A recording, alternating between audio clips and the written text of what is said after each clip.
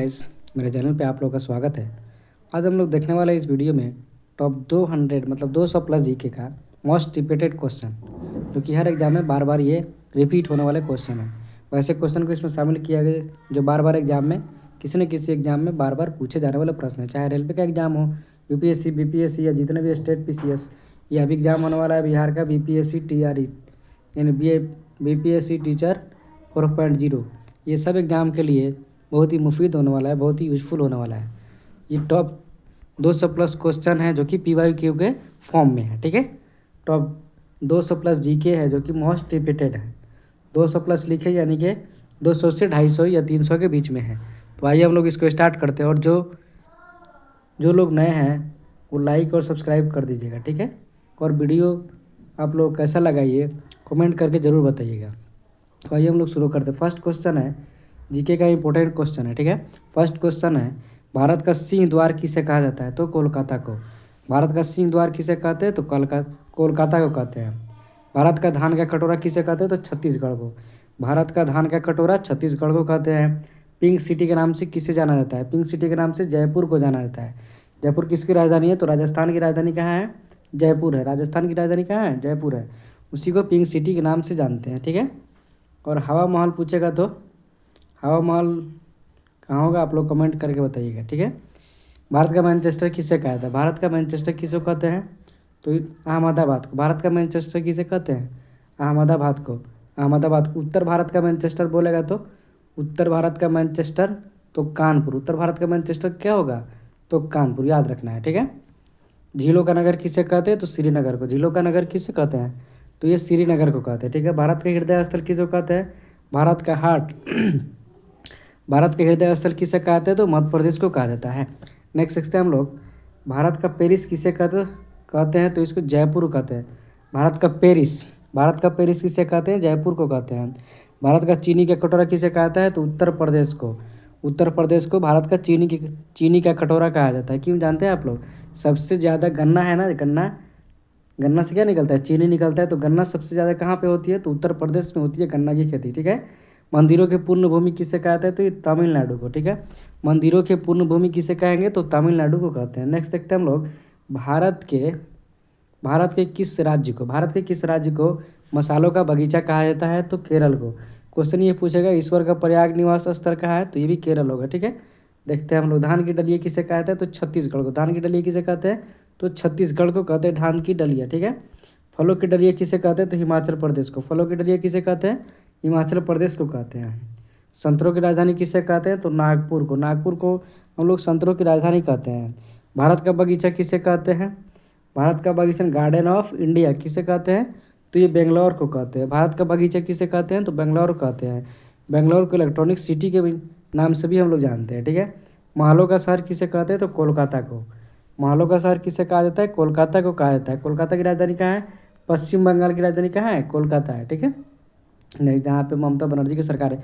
Next देखते हैं हम लोग, त्योहारों का नगर किसे कहते हैं? तो मदुरै को। मदुरै कहाँ है? तमिलनाडु में, ठीक है। नेक्स्ट देखते हैं हम लोग, भारत का प्रवेश द्वार किसे कहा जाता है? तो मुंबई को। भारत का प्रवेश द्वार मुंबई को, यानी gateway of India. Gateway of India कहाँ है? मुंबई में है।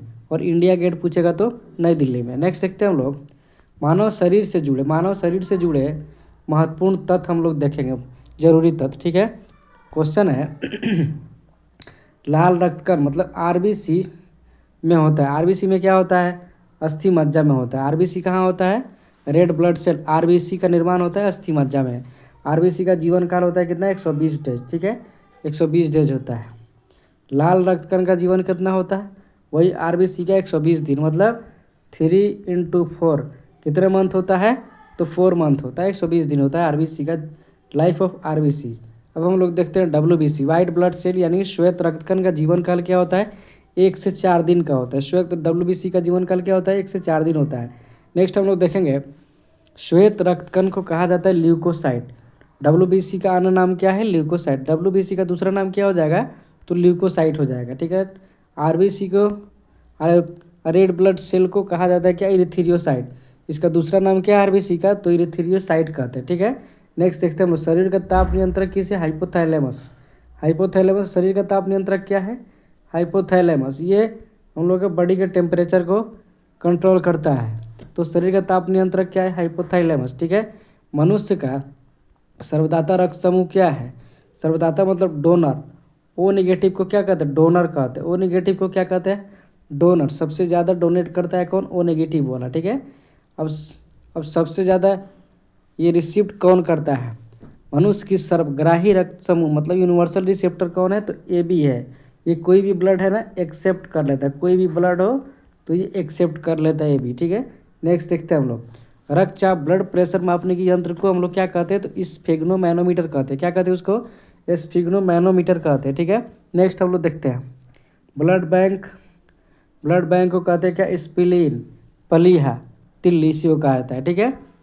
नेक्स्ट देखते हैं हम लोग भोजन का पाचन कहाँ से शुरू होता है? तो मुख से, यानी कि मुंह से ही शुरू हो जाता है। नेक्स्ट हम लोग देखेंगे पचे हुए भोजन का अवशोषण कहाँ होता है? पचे हुए भोजन का अवशोषण तो ये छोटी आंत में होता है। ठीक है। नेक्स्ट हम लोग देखते हैं पित्त स्रावित होता है कहाँ? यकृत द्वारा। यकृत द्वारा क्या होता है? पित्त यानी बाइल का स्रावित होता है। विटामिन ए होता है कहाँ पर? विटामिन ए रहता है तो लीवर में हम लोग का रहता है, यकृत में। ठीक है। शरीर की सबसे बड़ी ग्रंथि कौन सी? लार्जेस्ट ग्लैंड अगर पूछेगा तो लीवर है, जो कि 1.5 kg का होता है। कितना kg का होता है? तो 1.5 kg का होता है, 1.5 kg। इसको याद रखना है। नेक्स्ट हम लोग देखते हैं क्वेश्चन, सबसे छोटी ग्रंथि मास्टर ग्रंथि। सबसे छोटी ग्रंथि कौन है? स्मॉल ग्लैंड मास्टर ग्रंथि। उसको अन्य नाम जानते हैं तो उसका नाम है पिट्यूटरी ग्रंथि। मास्टर ग्रंथि के नाम से किसको जानते हैं? तो पिट्यूटरी ग्रंथि को जानते हैं। मनुष्य में पसली और रिब्स की संख्या कितने होती है? पसली की संख्या, रिब्स की संख्या तो 12 जोड़ी होती है। मतलब 12 जोड़ी का मतलब है 24। नंबर में कितने हो जाएंगे? 24 रिब्स होते हैं, पसली होती है। ठीक है। नेक्स्ट देखते हैं हम लोग, शरीर में हड्डियों की संख्या कितनी होती है? तो 206। शरीर में हड्डियों की संख्या कितनी होती है? 206। लेकिन न्यू बॉर्न बेबी में, नवजात शिशु में कितना होता है? उसको इंग्लिश में न्यू बॉर्न बेबी कहते हैं, तो उसमें होता है 300। ठीक है। 300 होता है। लेकिन अगर ऐसे पूछेगा तो 206। शरीर में मांसपेशियों की कुल संख्या कितनी होती है? तो 639 होती है। 639 याद रखना है इसको।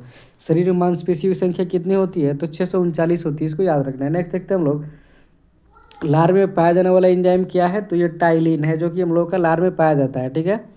Lead lipase amylase trypsin. ठीक है। नेक्स्ट हम लोग देखते हैं लिंग का निर्धारण कहाँ से होता है? तो पुरुष के क्रोमोसोम पे, यानी पुरुष के क्रोमोसोम पे ही डिपेंड करता है कि कोई लड़का जन्म लेगा या लड़की। किस पे निर्धारण करता है? तो पुरुष के क्रोमोसोम पे निर्भर करता है। ठीक है। मनुष्य का हृदय होता है 4 कोष्ठी। मनुष्य के हार्ट कितने चेम्बर का होता है? तो 4 चेम्बर का होता है। ठीक है। मनुष्य का हृदय ह्यूमन हार्ट होता है 4 कोष्ठीय होता है। ठीक है। ध्यान देंगे, शरीर में गुणसूत्रों की संख्या पाई जाती है तो 46 और पेयर में, जोड़ी में पूछेगा तो 23। जोड़ी में कितना, यानी कि पेयर में कितना होगा? तो 23। और नंबर में पूछेगा तो 46। नेक्स्ट हम लोग देखते हैं शरीर का सबसे बड़ा अंग कौन सा है? लार्जेस्ट ऑर्गन तो त्वचा है। ठीक है। त्वचा है। त्वचा का दिन डर्मेटोलॉजिस्ट कहलाता है। ठीक है। शरीर की सबसे बड़ी कोशिका कौन सी है? तो ये तंत्रिका तंत्र है। शरीर की सबसे बड़ी कोशिका कौन सी है? तो तंत्रिका तंत्र है। इसको याद रखना है, जो कि ब्रेन में पाया जाता है। ठीक है। तंत्रिका तंत्र। नेक्स्ट हम लोग देखते हैं क्या, शरीर में अमीनो अम्ल की संख्या कितना है? अमीनो एसिड की संख्या तो 22 है। शरीर में अमीनो एसिड की संख्या कितनी है? तो ये 22 है। इसको याद रखना है। नेक्स्ट हम लोग देखेंगे, नेक्स्ट क्वेश्चन रहा आप लोगों के सामने, ये शरीर में प्रतिदिन मूत्र बनता है, यूरिन बनता है कितना? 1.5 लीटर का। ठीक है। 1.5 लीटर हमारे शरीर में क्या बनता है? प्रतिदिन यूरिन बनता है। मूत्र दुर्गंध देता है, क्योंकि यूरिया के कारण। किसके कारण बाबू? तो यूरिया के कारण हम लोग का मूत्र है ना, ये दुर्गंध देता है, बदबू आती है। तो मानव मूत्र का पीएच मान क्या होता है? तो 6 होता है, जो कि अम्लीय होता है। ठीक है। हम लोग जानते हैं पीएच स्केल जो कि जिसका कौन किया था? तो सोरेनसन ने किया था इसका आविष्कार पीएच स्केल का। इसमें बीच वाले मानते हैं 0, ये इस साइड रहेगा बाएं साइड, तो इसको अम्लीय कहेंगे। मतलब 0 इधर रहेगा तो लेफ्ट साइड रहेगा तो इसको क्या कहेंगे? एसिड कहेंगे। और दाहिने साइड वाले को बेस कहेंगे। ठीक है। दाहिने साइड वाले को बेस कहेंगे। ठीक है। तो ये 6 है, तो इसको हम लोग क्या कहेंगे? अम्लीय कहेंगे, एसिड कहेंगे। ठीक है।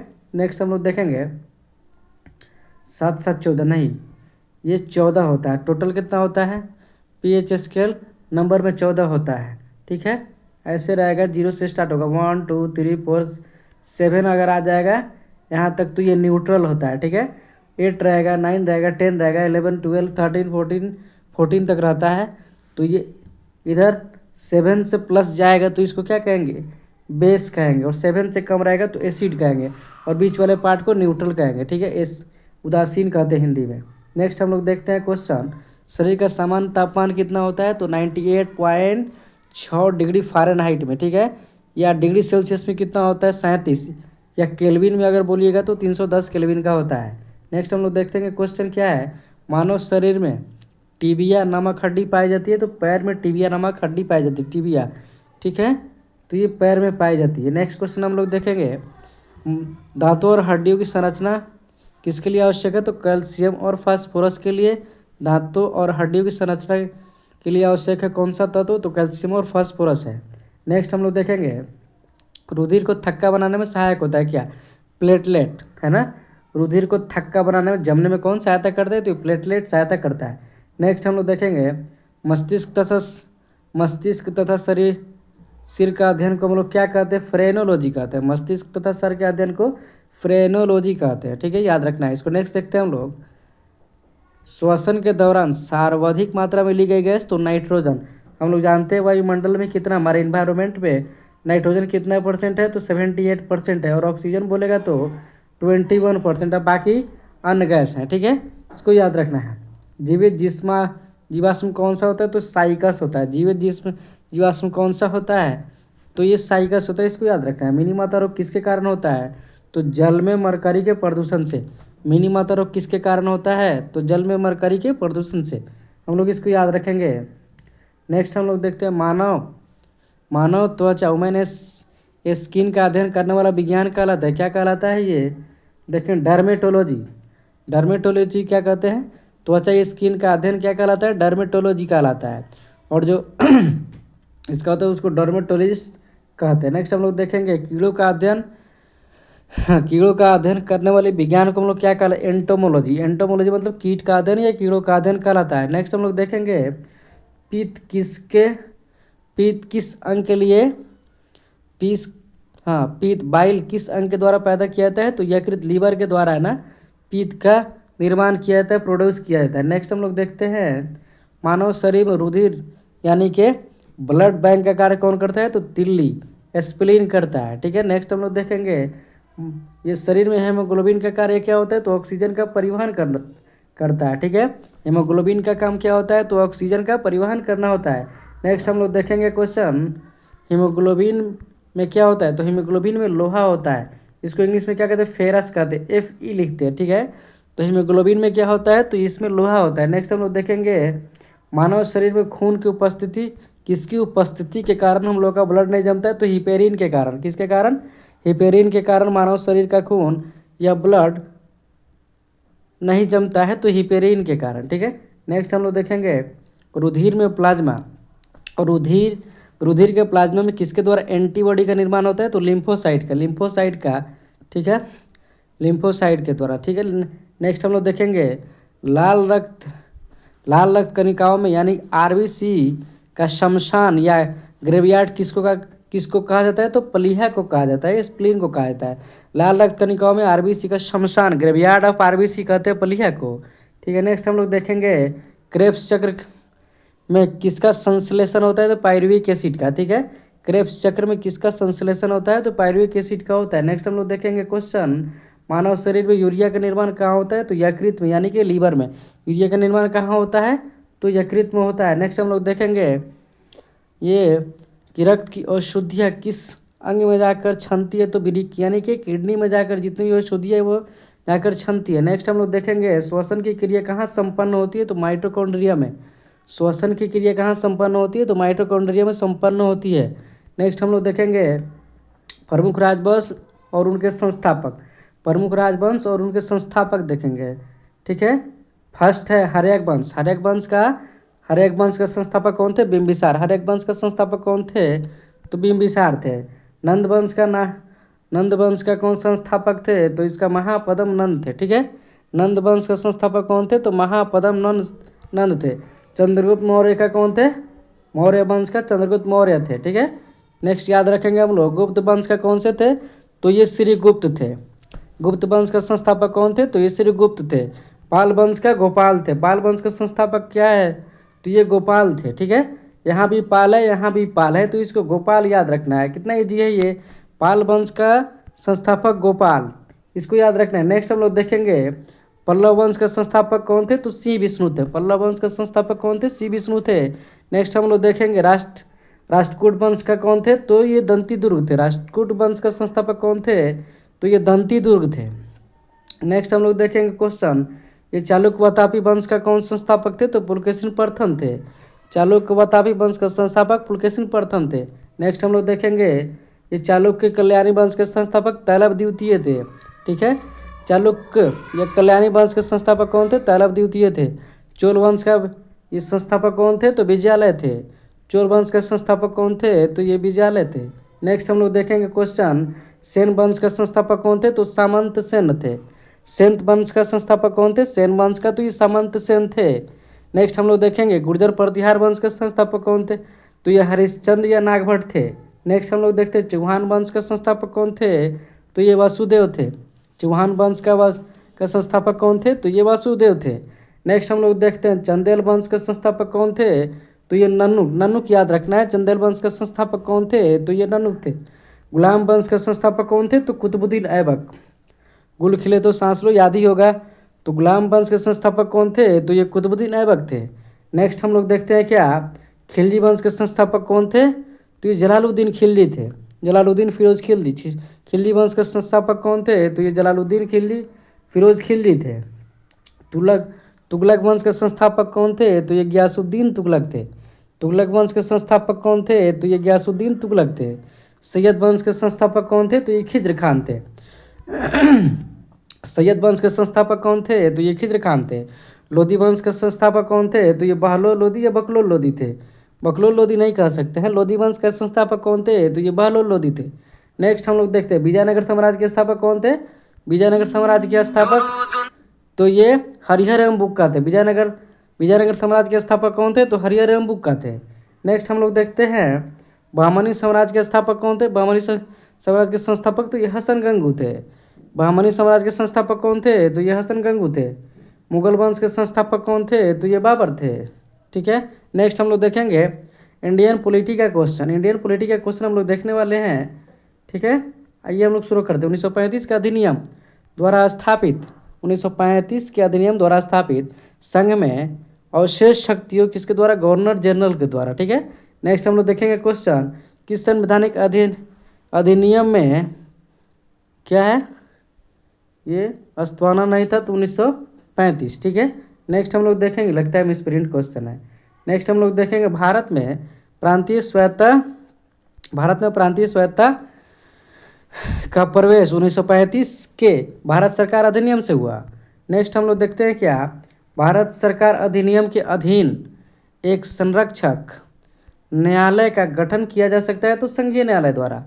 भारत सरकार अधिनियम के अधीन एक संरक्षक न्यायालय का गठन किया गया जो कहलाता था, तो संघीय न्यायालय। नेक्स्ट हम लोग देखेंगे क्वेश्चन, भारत सरकार अधिनियम 1935 के अंतर्गत, भारत सरकार अधिनियम 1935 के अंतर्गत कितने गवर्नर्स को प्रांत के मुख्य कमिश्नर के प्रांत मिलकर ब्रिटिश भारत का निर्माण करते हैं, तो 11 और 7। नेक्स्ट हम लोग देखेंगे क्या, ब्रिटिश संसद में भारतीय स्वतंत्रता अधिनियम पारित किया गया था कब। भारतीय स्वतंत्रता अधिनियम पारित किया गया था ब्रिटिश संसद में कब, जुलाई 1947 में, जबकि आज़ादी मिला था हम लोग को 15 अगस्त 1947 को। ठीक है, इस बात को याद रखना है। नेक्स्ट हम लोग देखेंगे क्या, 1935 के अधिनियम के तहत कराए गए विधानसभा चुनाव में किस राज्य में कांग्रेस ने पूर्ण बहुमत हासिल प्राप्त नहीं किया था, तो बंगाल में। नेक्स्ट हम लोग देखेंगे क्वेश्चन, भारतीय संविधान के अंतर्गत प्रथम आम चुनाव कब हुआ, तो 1950-52 में हुआ था। ठीक है, नेक्स्ट हम लोग देखेंगे क्या, 1951-52 में हुआ था। 1950 या 52 में नहीं हुआ था, 1951-52 में हुआ था। नेक्स्ट हम लोग देखेंगे क्या, भारत के संविधान के निर्माताओं का मत निम्नलिखित में से किस में प्रतिबिंबित होता है, तो ये उद्देशिका में प्रतिबिंबित होता है। ठीक है, नेक्स्ट हम लोग देखेंगे क्या, भारत के संविधान सभा का गठन किया गया कैसे, कैबिनेट मिशन के अंतर्गत। कैबिनेट मिशन कब आया था, तो 1946 में आया था। ठीक है, कैबिनेट मिशन कब आया था, तो 1946 में आया था। नेक्स्ट हम लोग देखेंगे क्या, भारत के संविधान में कहाँ गया भाई, हाँ कैबिनेट मिशन, भारत के संविधान कहाँ गया, हाँ भारत के संविधान में केंद्र और राज्यों के बीच किया गया शक्तियों का विभाजन किसमें उल्लेखित आधारित है? तो भारत सरकार भारत शासन अधिनियम 1935 के अंतर्गत। नेक्स्ट हम लोग देखेंगे क्वेश्चन क्या, ये क्वेश्चन है कैबिनेट मिशन योजना के अंतर्गत संविधान निर्मात्री परिषद में प्रत्येक प्रांत को आवंटित सदस्य संख्या निर्धारित करने के लिए एक प्रतिनिधि कितनी जनसंख्या के अनुपात में था? तो ये 10 लाख व्यक्ति के अनुपात में था। नेक्स्ट क्वेश्चन क्या है, कैबिनेट मिशन योजना के अंतर्गत भारत के लिए जो प्रस्तावित किया गया वह एक था संघ था। ठीक है, कैबिनेट मिशन योजना के अंतर्गत भारत के लिए जो प्रस्तावित किया गया वह था वह एक था तो संघ था। ठीक है, नेक्स्ट हम लोग का है कैबिनेट मिशन योजना 1946 में भारत के लिए प्रस्तावित किया गया तो कमजोर केंद्र सहित संघात्मक सरकार का। नेक्स्ट क्या क्वेश्चन है, किस अधिनियम के द्वारा अंग्रेजों ने अखिल भारतीय संघ प्रस्तावित किया? तो इंडियन काउंसिल अधिनियम 1935। नेक्स्ट हम लोग का क्वेश्चन है लक्ष्मण जो 1935 के अधिनियम का तो है किंतु 1919 का अधिनियम का नहीं है, वह है अखिल भारतीय संघ।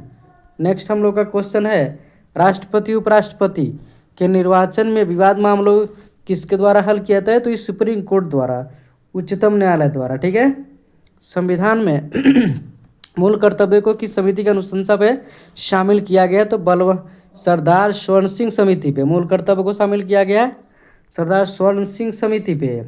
वित्त आयोग के गठन का प्रावधान किस में है? वित्त आयोग का तो अनुच्छेद 280, ये बीपीएससी 2.0 का बीपीएससी टीआरई 2.0 का ये पूछा हुआ क्वेश्चन है। वित्त आयोग के गठन का प्रावधान किया गया तो अनुच्छेद 280 में है। अलीगढ़ किस उत्पाद के लिए मशहूर है? तो ताला बनाने के लिए। अलीगढ़ एमयू भी है अलीगढ़ में, अलीगढ़ मुस्लिम यूनिवर्सिटी कहाँ है? अलीगढ़ में है और ताला बनाने के लिए भी फेमस है। नेक्स्ट हम लोग देखेंगे क्वेश्चन क्या, भारतीय डीजल इंजन का विनिर्माण इकाई डीजल लोकोमोटिव वर्क कहाँ है? तो ये क्वेश्चन है वाराणसी में है। ठीक है, नेक्स्ट हम लोग देखेंगे बैसाखी त्यौहार किस धर्म के लोग मनाते हैं? तो ये सिख धर्म के लोग मनाते हैं। बैसाखी त्यौहार सिख धर्म के लोग मनाते हैं। शाहनामा किसकी कृति है? तो ये फिरदौसी की है। फिरदौसी सिख धर्म के संस्थापक, हाँ सिख धर्म के संस्थापक कौन थे? तो गुरु नानक यहीं तक है। शाहनामा की कृति कौन सी है? तो फिरदौसी की। सिख धर्म के संस्थापक कौन है?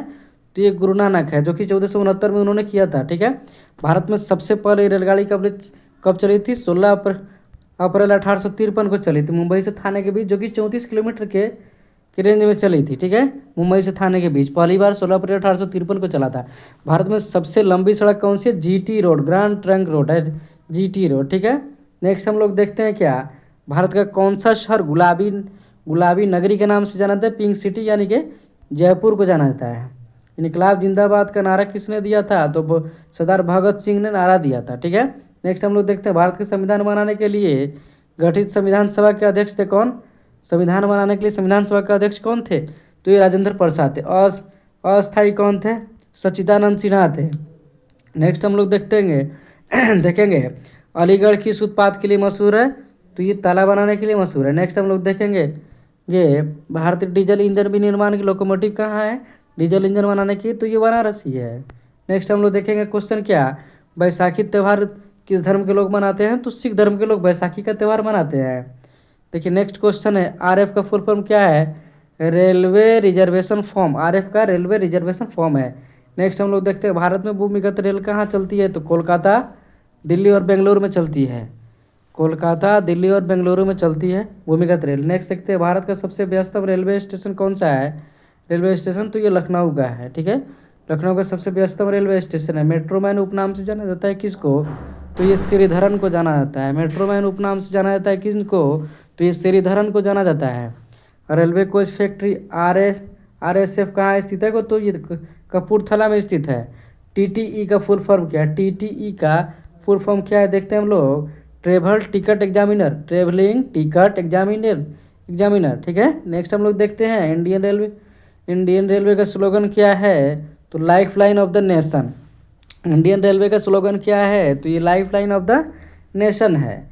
मैत्री एक्सप्रेस किन देशों के बीच चलती है? तो भारत बांग्लादेश के बीच चलती है मैत्री एक्सप्रेस। ठीक है, नेक्स्ट हम लोग देखते हैं क्या, भारत की सबसे तेज ट्रेन कौन सी है? तो शताब्दी एक्सप्रेस है। भारत की सबसे तेज ट्रेन कौन सी है? तो ये शताब्दी एक्सप्रेस है।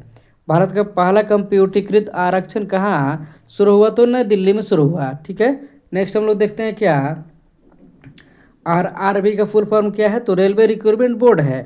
आरआरबी का फुल फॉर्म क्या है? तो ये रेलवे रिक्रूटमेंट बोर्ड है। भारत में कर्मचारियों की भर्ती के लिए रेलवे कितने जोन है? तो 19 जोन है।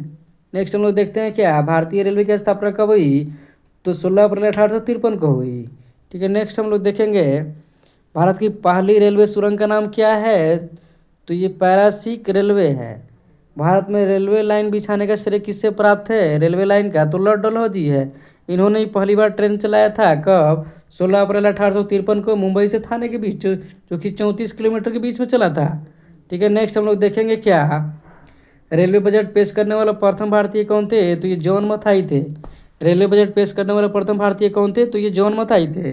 नेक्स्ट हम लोग देखेंगे डीजल लोकोमोटिव मोटराइजेशन वर्क कहाँ स्थित है? तो ये पटियाला पंजाब में है। नेक्स्ट हम लोग देखते हैं क्या भारत पाकिस्तान के बीच कौन सी ट्रेन चलती है? तो ये समझौता एक्सप्रेस व थार एक्सप्रेस चलती है, जो कि अब बंद कर दिया गया है। भारत के आज़ाद होने के बाद सबसे पहला रेल मंत्री कौन थे? तो जॉन मथाई थे। भारत के आज़ाद होने के बाद सबसे पहला रेल मंत्री कौन थे? तो जॉन मथाई थे। ठीक है, नेक्स्ट हम लोग देखते हैं क्या इंडियन रेलवे म्यूजियम कहाँ स्थित है? तो चाणक्यपुरी है, नई दिल्ली में। इंडियन रेलवे म्यूजियम कहाँ स्थित है? तो चाणक्यपुरी, नई दिल्ली में स्थित है। आरपीएफ का फुल फॉर्म क्या होता है? रेलवे प्रोटेक्शन फोर्स होता है। आरपीएफ का full form railway protection force होता है। नेक्स्ट हम लोग देखेंगे भारतीय रेलवे का राष्ट्रीयकरण कब हुआ? 1950 में हुआ था। भारत रेलवे का राष्ट्रीयकरण कब हुआ था? 1950 में हुआ था। भारत का सबसे बड़ा रेलवे प्लेटफॉर्म कहाँ स्थित है? गोरखपुर में, जो कि अब चेंज हो गया। ठीक है, पहले था। भारत की पहली महिला रेल मंत्री कौन है? तो ये ममता बनर्जी है, जो कि अब पश्चिम बंगाल की मुख्यमंत्री बनी हुई है प्रेजेंट में। ठीक है, रेलवे मैनेजमेंट गुरु के नाम से जाना जाता है किनको? तो लालू प्रसाद यादव को, जो कि बिहार से थे।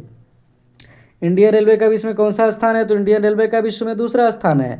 नेक्स्ट देखते हैं हम लोग क्या भारतीय रेलवे में कितने जोन है? तो 17 जोन है, जो कि अब 19 जोन हो गया है। जय जवान जय किसान का नारा किसने दिया? तो लाल बहादुर शास्त्री ने दिया। जय जवान जय किसान का नारा किसने दिया? तो लाल बहादुर शास्त्री ने दिया। नेक्स्ट देखते हैं हम लोग क्या बौद्ध गया किस धर्म में? तो बौद्ध धर्म। बौद्ध गया बौद्ध धर्म के है। सिख धर्म के संस्थापक कौन थे? गुरु नानक। अब हम लोग देखते हैं विटामिन और उनके रासायनिक नाम, विटामिन और उनके केमिकल नाम। विटामिन ए का केमिकल नेम क्या है? रासायनिक नाम रेटिनॉल। विटामिन ए का उनका है विटामिन ए का रेटिनॉल। इसकी कमी से होता है रतौंधी। विटामिन ए की कमी से क्या होता है? रतौंधी। इसका स्रोत क्या क्या है? गाजर खाना चाहिए, दूध पीना चाहिए, अंडा खाना चाहिए उबाला हुआ, और फल खाना चाहिए। ठीक है, नेक्स्ट हम लोग देखते हैं विटामिन B1 का केमिकल नेम क्या है? थायमिन। इससे बेरी बेरी होता है, जो कि अब नहीं होता है, पहले हाथों में होता था। इसका स्रोत क्या है? मूंगफली, आलू, सब्जियाँ खाना चाहिए। नेक्स्ट हम लोग देखेंगे क्या विटामिन बी टू का रासायनिक नाम, केमिकल नेम क्या है? राइबोफ्लोविन है। इसकी कमी से क्या होता है? त्वचा फटना, आँख का रोग होता है। इसमें अंडा खाना चाहिए, उसमें दूध और हरी सब्जी खाना चाहिए। नेक्स्ट हम लोग देखते हैं क्या विटामिन बी थ्री का रासायनिक नाम क्या है? पेंटोथोनिक एसिड। इसकी कमी से पैरों में जलन होता है, बाल सफ़ेद हो जाता है। इस बीमारी को दूर करने के लिए खाना चाहिए हम लोग को स्रोत में मांस खाना चाहिए, दूध खाना चाहिए, और टमाटर और मूंगफली खाना चाहिए। नेक्स्ट हम लोग देखते हैं विटामिन बी फाइव का रासायनिक नाम है निकोटीन या नियोसिन। इसकी कमी से कौन सा रोग होता है? तो ये मासिक रोग होता है, पेलाग्रा। ठीक है, इसमें मांस खाना चाहिए, मूंगफली और आलू खाना चाहिए। नेक्स्ट हम लोग देखते हैं विटामिन B6 का, इसका रासायनिक नाम है पायरोडॉक्सिन। क्या है? पायरोडॉक्सिन इसका नाम है, पायरोडॉक्सिन इसका नाम है विटामिन B6 का। इसकी कमी से रोग होता है एनीमिया, त्वचा का रोग होता है। एनीमिया मतलब खून की कमी। ये इसको दूर करने के लिए क्या क्या खाना चाहिए? तो दूध पीना चाहिए, मांस खाना चाहिए, और हरी सब्जी खानी चाहिए। विटामिन H या विटामिन B7 इसका रासायनिक नाम क्या है? तो बायोटीन है। इसकी कमी से होता है बालों का गिरना और चर्म रोग होता है। इसका स्रोत क्या? ईस्ट है, गेहूँ है, और अंडा है, खाना चाहिए। ठीक है, नेक्स्ट हम लोग देखते हैं क्या विटामिन B12 का रासायनिक नाम क्या है? साइनोकोबालमिन। इसकी कमी से रोग होता है एनीमिया या पांडु रोग होता है। इसकी कमी से क्या होता है? एनीमिया या पांडु रोग मतलब खून की कमी। इसको दूर करने के लिए खाना चाहिए मांस, कलेजी और दूध पीना चाहिए। नेक्स्ट हम लोग देखते हैं क्या विटामिन C। इसका रासायनिक नाम स्कॉर्बिक एसिड है। इसकी कमी से कौन कौन रोग होते हैं? तो स्कर्वी होते हैं, मसूड़ों का फूलना या मसूड़ों से खून निकलना होता है। ठीक है, इसको दूर करने के लिए आंवला खाना चाहिए, नींबू खाना चाहिए, संतरा और नारंगी खाना चाहिए। नेक्स्ट हम लोग देखते हैं विटामिन D का रासायनिक नाम क्या है? तो ये कल्सीफेरॉल है। इसके कमी से कौन सा रोग होता है? तो रिकेट्स होता है। इसका स्रोत क्या है? सूर्य का प्रकाश, दूध और अंडा खाना चाहिए। विटामिन डी का विटामिन ई का रासायनिक नाम क्या है? टेकोफेरॉल। इसको ब्यूटी विटामिन भी कहते हैं। विटामिन ई को क्या कहते हैं? ब्यूटी विटामिन भी कहते हैं। इसका रासायनिक नाम क्या है? तो टेकोफेरॉल है। इसी को क्या कहते हैं? ब्यूटी विटामिन भी कहते हैं। इसकी कमी से क्या होता है? तो जनन शक्ति कम हो जाती है। इसमें क्या खाना चाहिए? हरी सब्जी। इसको दूर करने का हरी सब्जी, मक्खन और दूध दूध पीनी चाहिए। विटामिन के बारे में हम लोग जानते हैं। विटामिन के का रासायनिक नाम क्या है? फिलोक्विनिन। विटामिन के का रासायनिक नाम क्या है? फिलोक्विनिन। इसकी कमी से होता है रक्त का थक्का न बनना। रक्त का थक्का नहीं बनता है इसकी कमी से। इसको दूर करने के लिए टमाटर खाना चाहिए, हरी सब्जी और दूध पीना चाहिए। तो आज के लिए इतना ही, ठीक है। यहाँ तक हम लोग पढ़ लिए। लगभग 300 प्लस क्वेश्चन इसमें था। तो अगर आप लोगों को वीडियो पसंद आया तो आप लोग लाइक और कमेंट और सब्सक्राइब कीजिएगा, और कमेंट जरूर कीजिएगा ये वीडियो कैसा लगा। और आप लोग अगर ये PDF चाहते हैं तो इस नंबर पे मैसेज कीजिएगा, व्हाट्सएप कीजिएगा 92 792 96 200 पे। आप लोगों को PDF भेज दिया जाएगा। और कमेंट में ज़रूर बताइएगा वीडियो कैसा लगा। तब तक के लिए इतना ही। फिर मिलेंगे हम लोग नए वीडियो में, नए जुनून और नए जोश के साथ। तब तक के लिए इतना ही।